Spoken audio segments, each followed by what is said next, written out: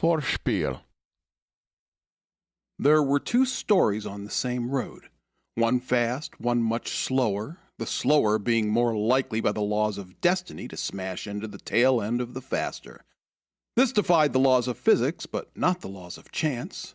Little Red Riding Hood was victim to the laws of physics, but she was saved by the laws of improbability, as were Job and Jonah. In a Velikovskian world, Newton may need to make a daily trip to the 7-Eleven to check the results of championship wrestling. And no matter what those results were, the square was a circle, the circle was a square, the referees and umpires the only carpenters with tools capable of measuring the action. Even instant replay would be disallowed as a means of decisive validation. Oh, inadmissible evidence. By June of a train-specific year, some damned angel would blow a damned horn in the middle of traffic, and sometimes flag a ride in a perfect imitation of Robert Johnson.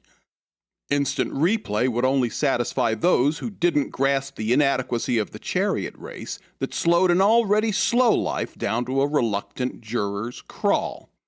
Remote control would fill in the blanks if there were no more bullets to occupy the specific gun.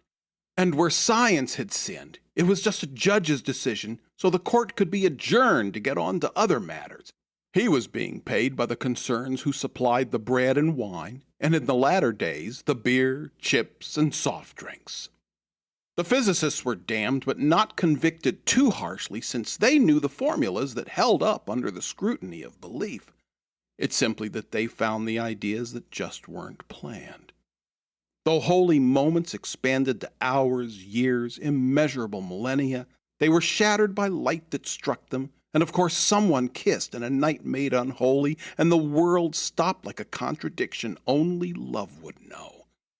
Inertia then became power, kindness begat force, and the question begged after the energy source.